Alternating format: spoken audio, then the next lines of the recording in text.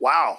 All right. So here we are in a situation where you have someone, and I'm going to blow them up a little bit here, but 26 years in Formula One, some of the greatest brands there is, period. Stop. Full stop. Around the world. Honda, Aston, Alpine. That Alpine. 2 out of 3. 2 out of 3. Star of stage and film. You know, we said we wanted the Squid Games people, and Netflix gave us you, but we'll do the best we can here, you know? Folks, when it comes to building high-performance teams, and we're going to get into what makes F1, what makes F1 different, what makes F1 different than most businesses, all of those things are embodied in the soul and the spirit and the management style of the gentleman to my left.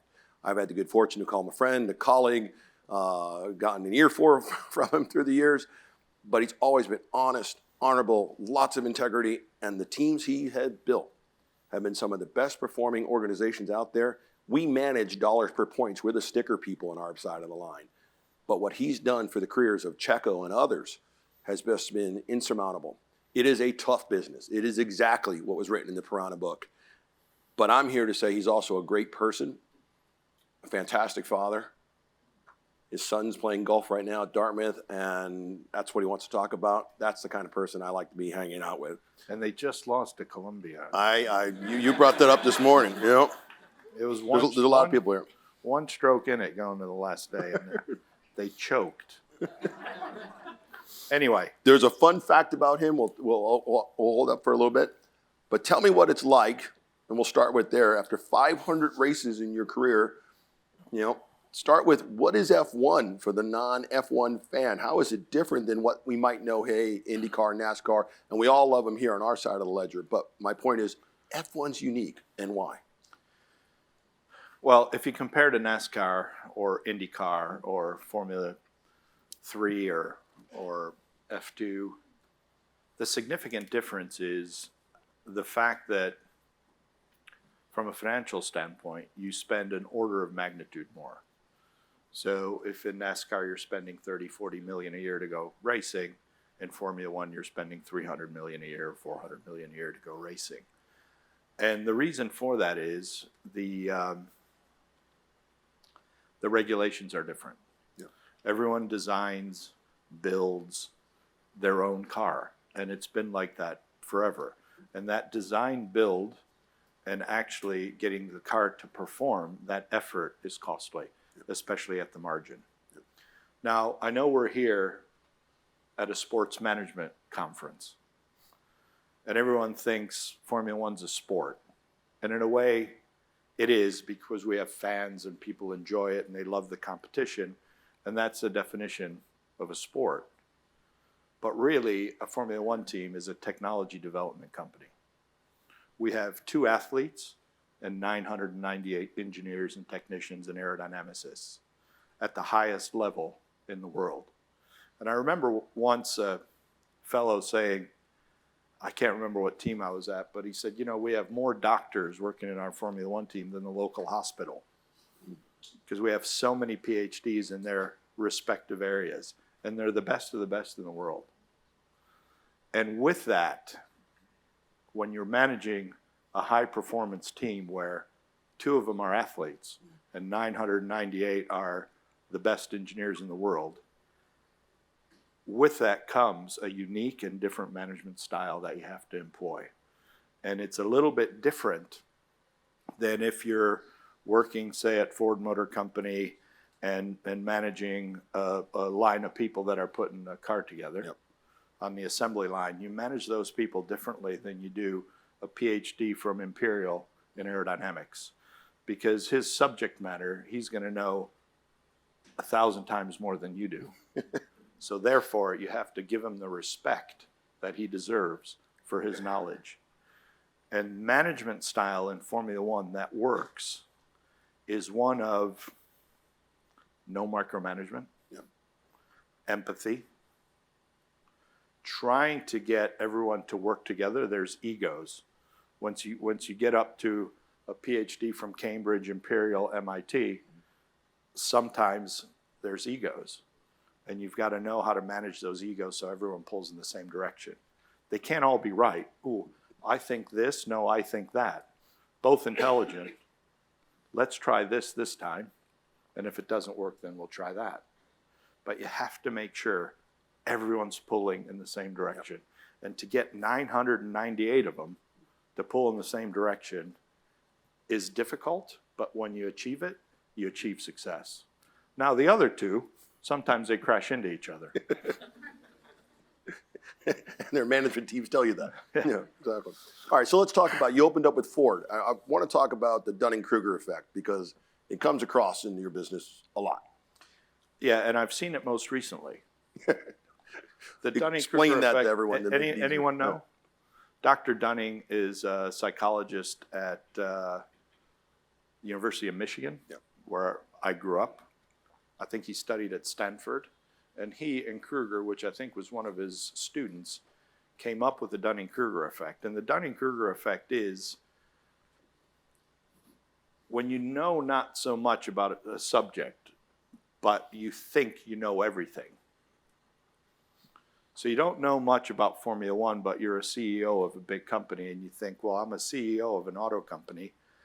By definition, I'm not a dummy, otherwise I wouldn't be CEO. Let me tell you how to run a Formula One team.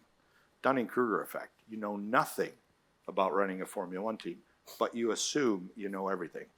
And then the more you learn, you actually gain knowledge, and your confidence goes down. And it should be the opposite. And then you hit a bottom, and then suddenly you know a lot about the subject, and your confidence starts going back up. And that happens, and it happens to all of us. It happens to me. So just be aware of it. Read a little bit about what Dr. Dunning has done. It's not that hard.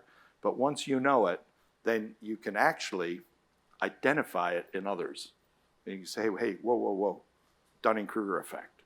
Well, the only reason I bring it up is I've been around the sport a long time, and startups are never easy in any sector, but startups in Formula One are almost unheard of. You took BAR, British American Racing, with a current world champion, starting with 3 employees. This is where you and I first interfaced almost 20 years ago. And you brought them to the grid, and you have some of the best stories about what that was like. Share a little bit of that, because the team ultimately lives on. I mean, it becomes another team. Yeah, it became Honda, it became Braun, and now it is Mercedes. Yeah. And it started with Tyrrell. Yeah. So British American Tobacco, along with Adrian Reynard, Craig Pollack, I think those were the 3 shareholders. Yeah. Jacques Villeneuve, but Rick also through Craig. In there Somewhere. Yeah. But the shareholding, if I remember right, was 50, 35, 15. Yep. And Adrian Reynard, who is a friend, was a friend then. He was the one who asked me to leave Ford Motor Company and come help. I was the operations director, the first operations director at British American Racing. I was 32 years old. So not really responsible for the performance of the car. That was the technical director, chief designer, head of aero, but really responsible for putting the car together. Yep. So manufacturing, purchasing, all those areas. Also important, but not the performance of the car. And I remember, and I said this yesterday, so for those of you who were with me yesterday, forgive me for repeating myself. So I'll make it quick. But I remember Adrian Reynard had won in every category that he attempted in his first race. So when he went Formula Ford Racing, he won. Formula 2000, he won. Formula 3000, he won. F3, he won. And then IndyCar. I don't know if those of you remember, he came IndyCar racing when Lola was dominant. Penske had a chassis, and his first race he won. So here I come from Ford Motor Company, and I'm now working in Formula One, and Adrian saying to everyone, we're going to win the first race. The engineering team around me that I had to work with, the designers, the mechanical designers, the gearbox designers, the aerodynamicists, were at such another level to what I was used to. I believed we were going to win. We were going to win the first race. I've never seen talented people such that I was working with at British American Racing. And a lot of them came from other teams, and some came from Reynard Racing. Those of you that heard this story yesterday, please don't blurt out the answer. But does anyone know how BAR did in their first year, how many points we scored? I'll tell you, 0. Not only did we not win the first race, we scored 0 points all year. And what that taught me very quickly is if I think these people are the best in the world, how good are the other guys that are winning? Yeah. How good are they? And that's when I started looking at what I learned in my 12 years at Ford Motor Company that could overlay into the environment I'm working in now, and what new things do I have to learn? And what are these others doing that are actually beating us? And I need to understand what they're doing so I can compete. And that was my first year in Formula One in 1998. I want to talk about what you consider to be your greatest success, notwithstanding the situation in Alpine. For those who knew of it as Renault, the first thing I said, well, the English and the French haven't gotten along for a long time. There's nothing to do with racing. There's lots of reasons. But at the end of the day, you've got to merge not just two cultures that, hey, it's 4 o'clock, we go. And then there's a whole group that says, we're 24/7. Walk us through a little bit of that. But I do want to talk about, Checo's performance in Bahrain, off the charts. And that's a lot to do with what you did. Yeah, so to me, there's a few highlights, one of which was taking a team like Force India that had the least amount of financial resource and resource in general on the Formula One grid, and moving them from a team that was dead last to consistently fourth. And we had the least budget, but more importantly, we had order of magnitude less development budget. And that's where it really matters, because some of the costs are the same across all teams. It's what's left over you use for development. And the leftover bit, we had almost nothing. And we were beating teams that had 10 times our development budget. So that to me was my success. And the year after, when it became Racing Point, after Lawrence Stroll bought the team, we won a race. And we won with Sergio in Bahrain, where Leclerc hit him at the start. He was dead last. And by some great driving, by having a great car, and some good fortune at the end, we won that race. And, to me, Christian Horner, Toto, some of the others, Ferrari, they've got loads of wins under their belt. Me, as a team principal, I have that one. But I'm proud of it, and I did it with a budget that was much smaller than theirs. And it's lucky they screwed up the pit stop and Russell had a puncture. But, hey, that's racing. So from a management standpoint, when folks on his side of the ledger say, Chris, we need $300 million, the first thing you do is like, where are we at in the points business? But from a management standpoint for him, big manufacturers, the biggest in the world, go, this is a gentleman who manages our money really, really well. And he brings points to the table per dollar. And I've always said this, the best management can go and give high performance on the least amount of money. So yes, I forgot about Force India because you took the team to where it was. But that's what really matters, because anybody can sit there and write a check. You need $700 million? Great. Are we going to win? Of course not, because you're not going to know what's really going to happen, because there are races to do. Look, when I was there when Toyota was in the sport, and I really liked the company. I knew the people running it. But Toyota spent 10 years in the sport. They had every resource available to them. They built 2 wind tunnels in Cologne. They spent loads of money with R&D companies that built infrastructure for them. They had great drivers, good talent. How many race wins in 10 years? 0. So although money is important in Formula One, it isn't everything. You have to be able to take that money, spend it efficiently, but more importantly, what I said before, those 998 people at the highest level in the world, all pulling in the same direction and doing a good job to give the best car to those drivers so they have a chance of winning. And Red Bull are doing it today. If you're fans, you can see what they're doing. And that didn't happen overnight. Red Bull bought Jaguar Racing, mid-grid team. They had some infrastructure. They didn't win for 5 years. Mercedes bought Braun GP, a world championship team. Took them 5 years to start winning again. They had the infrastructure, they had people, they had the know-how, but it's that essence of everyone pulling in the same direction, doing the best job you can, beating the other guys. And you need that. And that, at the margin, is very meaningful. Well, I've got an interesting story, notwithstanding who's filming today. That's almost something, to be fair, Drive to Survive success, outstanding. It is the the gold That's standard. why everyone's here. Well, they're here for you. They're certainly not here for me. But they wouldn't have known me without Drive to Survive. Maybe so. Here's what I'll say. that almost doesn't actually happen. And for those in the know, walk us through that discussion, because Sean Bratches should be credited for making that happen in the way he did, former commercial head of Formula One. But there was a very interesting conversation going on about that entire process. Yeah, so Sean, two things. One, he had the idea and brought the Drive to Survive series to Formula One, or the concept. And after the concept was discussed, agreed, this is what we're going to do, behind the scenes, it'll be great, documentary, there's a decision to be made, and it was a financial decision. And if I remember right, it was Amazon who wanted the rights, or Netflix.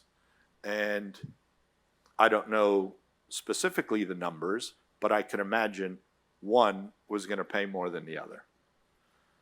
And Sean said, look, this isn't about the money today. This is about getting Formula One more known for the future to increase our fan base. And for me, is what he said, Amazon sells things. Netflix do movies and documentaries and content, and people watch Netflix, they buy from Amazon. So it was his decision to go with Netflix. And you have to credit Sean Bratches for that, because had the decision gone to Amazon, who knows where we would be today. So we got to thank Sean, and that's why Box to Box are here. So we owe a little bit to Sean Bratches. Oh, I've always said Sean saw it first, to be fair, and then obviously the world stops. But look, the world stopped, and people could have done a lot of things. And they found live sport, a drama, being told incredibly well. And I always said, look, yes, it's their moment. Credit Liberty for seizing it and moving on it. In '79, most of the Northeast U.S. was snowed under. And the only thing to watch in February was CBS Live NASCAR. And they saw it, they seized it, and from '79 through the mid to late '80s and early '90s, NASCAR grew it like a hockey stick. Let's talk about the current stuff. Obviously, there's some rumors on Apple. It's the $2 billion bid. It's not about the money, what we were talking last night, 160 plus billion in the bank to go burn. What does that do? You know, you're running a team, you're responsible, not just the stuff on the grid. The stickers matter. The stickers absolutely matter. How do you think that works? Just from a thought standpoint. Yeah, so the stickers do matter. And, you know, although we have a cost cap now, you still need money to go Formula One racing. The first thing we talked about is the difference. $30 million to run a NASCAR team, or 40, and 300 for a Formula One team. Where if the big teams are spending 300 and you have 200, you're not that much smarter than them. You're not going to beat them. You're not going to beat them. You've got to at least be spending what they're spending, and then be a little bit smarter and outmanage them. But it matters. And the other thing that happens and matters is, yes, the stickers are probably half the revenue of a Formula One team, and the other half comes from the commercial rights holder. And that half is usually split half by TV money, so to speak, and the other half by gate money, as I call it, from the promoters. So if suddenly you have Apple coming in and saying, I'll double your TV money, helps the teams. It goes up. So your revenue goes up, and therefore you spend more on being competitive. It's rare for teams to put money in their pocket. Here's what I'll always spend it on going a little bit faster. You're an engineer. Engineers spend this budget for this year, next year's budget for this year, and the third year's budget for this year, and then come to the sales side. We need more money. For sure. That's how it works. Yeah, for sure. And I'll tell you this, from the sales side, if you're not winning and the engineer comes and says, hey, give me more money, all the sales guys say, I would if you were winning. You're making my job hard. You're not winning. Those guys can get the money because they're on the podium. The sales guys always have excuses. Not us. We had that discussion about, hey, we got 0 points. We got a driver who doesn't do interviews. Yeah. What else? What exactly? What other part? Where am I lacking? Because it's a hard sell. You know, in naming rights for stadiums, which we've been fortunate to be around, and entitlements for these teams, they're $80, $90 million. There is no other company out there that says, oh, thank God, Chris, you called, because I got $90 million in the F1 team budget. We haven't, put it anywhere. That's not how it works. And if you're Ferrari, you're like the Yankees. We got 27 world championships. That's the number. Pay it, don't pay it. We don't really care. We'll see you next week. And some teams pay it. Right? Yep. They don't care how the car looks, and they just go out and do it. Or some teams take underselling it and say, get the thing looking like the Yellow Pages or Craigslist. We don't care about that. But there are owners. You had one in VJ. I want it to look good, and I also want it to go fast. Yeah. Right? Walk me through the nuance of this, because you've seen it firsthand. We both came into the business with Bernie Eccleston, managed it, and it was a management of one. There's advantage to that. He can make a decision damn near right in the room. And then Liberty came in, and to be fair, what John Malone and Greg Maffei have done is one of the best management turnarounds. And I won't say turnaround, it wasn't struggling, but there were some cracks. But they grew it. Yeah, and they grew it. They grew it. And now you're looking at a double down in the U.S. There is a potential, and I would say a strong potential, for New York coming onto the marketplace. And there's still market opportunity. The total addressable market is still not met here in the Americas. Yeah, so America, still the biggest economy in the world. China, number 2. Liberty's growth strategy, let's grow the United States, which we understand. Let's grow China. We started down that route. Unfortunately, COVID derailed that a bit. However, because we haven't raced in China due to their COVID issues for a while, but in the United States, we're up to 3 races now, and let's see what Vegas brings. But I think it'll be a great spectacle. Austin, I've enjoyed racing there since the beginning, and Austin sold out. Miami sold out. And it looks like, the American audience is now appreciating the level of competitiveness of a Formula One team and appreciating what this Europe-centric sport is about. And it's a great sport. It just was, it was a well-kept secret. And I think Netflix exposed some of that well-kept secret. And now people are starting to understand it.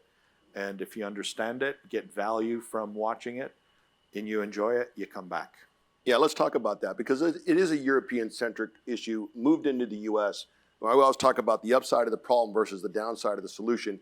For the success of Miami, the thing I always felt was, wow, they really, truly get it. Tom and Tyler get it. They fixed the track from the first year to the second year to make it a remarkably better track.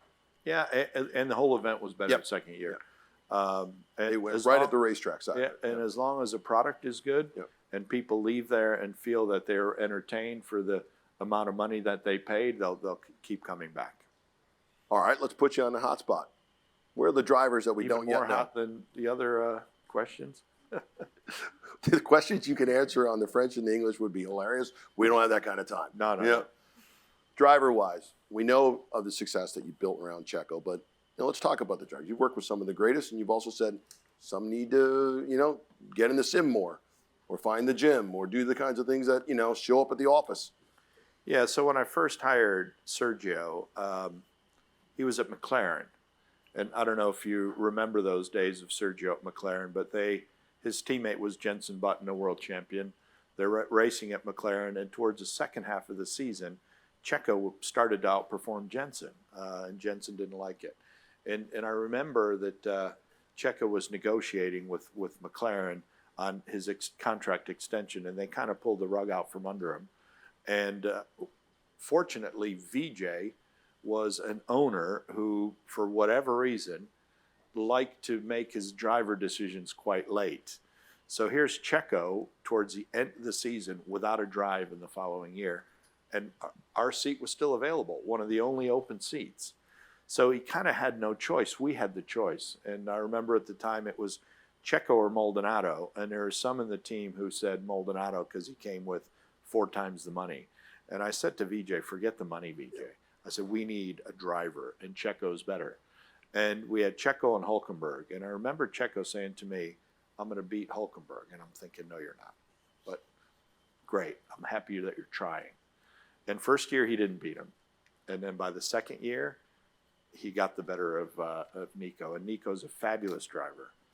And Checo did a really, really good job. He's doing a good job now at Red Bull. I think he's had a bit of a wobble of late, but at the beginning he was strong. Yeah. And I hope he gets his focus back and can push Max a little bit. But yeah, Checo's wonderful. Probably the the best Mexican driver ever, or you know, the most successful. And then yeah, I've worked with the likes of Villeneuve, you know, world champion, Barrichello, Hulkenberg, another guy, Adrian Sutil, who was supremely fast, but didn't really know why. And you've got to understand a little bit of the car to understand why you're so fast, so you can repeat it. But yeah, great working with them. Sebastian Vettel, 4-time world champion, works harder than anyone I know. Yeah. Sebastian, when he comes in, and we always debrief corner by corner by corner by corner to understand what trade-offs we have to make on the car to get a better lap time. Sebastian, not only would he describe every corner in infinite detail, he would break it down into 3 aspects of every corner. Yeah. You know, so there are tracks where he's got 45 segments that he's memorized, and he can tell you on every segment what the car's doing and what you need to do to improve it. I've never seen anything like it. I love all those drivers. Jack knocked me out of the Daytona 500, so I always say I hold Jack a little bit to the right. All right, we can't not finish. We have a few minutes. But Liberty's now got a bit of maturity behind them in the F1 world. Obviously, we understand the leverage, which is close to about $900 million for those playing at home. Greg's as smart as they come. The tracking stock mentality is awesome. If we had more time, I'd show you where he picked up 20 points just in maneuvering the dollars around engineering. But we have a situation where one of the most well-known brand names in racing, Andretti Global, has been approved by the FIA. It's been commonly misreported that the teams have something to say about it and that it actually matters. But this is not just the Andretti surname. You have an entire generation and generations of following Mario, Michael, Marco, and the whole family's relationship to the sport. Wives as well. Remember, the sport of racing is husband, wives, families. It's not just one. You're in a tough spot if you're F1, right? If you're Liberty now, and you say, we need the U.S., but how do we address it? So the FIA, like we said, have recently approved. Yep. I have ultimate respect for the Andretti family. Me too. I've listened to Mario speak, and his stories are absolutely incredible. You know, what a true racer. Yeah. I know Michael, we're about the same age. We started racing about the same time.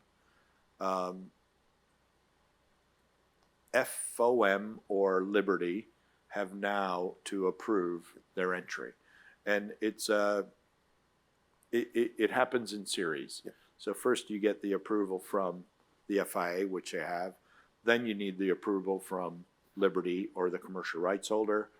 And then you don't need the approval of the teams. However, the teams do have a voice, and you know, they have an ability to lobby. And it doesn't surprise me that the teams are saying, no, you know, 10 is good enough, because it could have an impact on fighting for that next sponsor. Yeah. It might have an impact on my valuation. It might have an impact on the money that's shared among 10, not 12. So I get it from the team's perspective.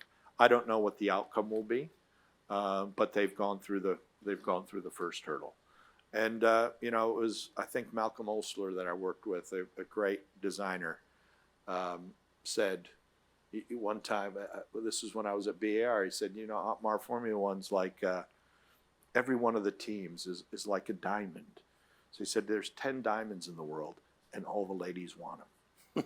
So if you increase that 10 to 12, yeah, it dilutes it a bit. So I get it. And I don't know what the outcome will be, but let's see. Well, we're big in pattern recognition. If you've ever been in any of our classes through the years, what I've said privately, what I've said publicly, even as 2 days ago, I'm glad I don't have to make the decision. But when Tiger didn't play golf, there was a dip. And Tiger and Michael, these are people that are surnames, and they're known on first name basis. So it's going to be interesting. I say get the popcorn ready. It still makes for great documentary, great racing. And I want to thank you on behalf of Columbia for coming and sparing a few minutes. Well, thanks for coming and listening, and I hope you found it interesting, and you know, happy to be here. I have a bit of time now for the next year, so My good friend Chris invited me to speak here, and because I had the time and I was in the neighborhood, I was only in the neighborhood because I flew over here for this, but I'm glad you spent your valuable time to listen, and thank you for coming. Well done. Thanks, man.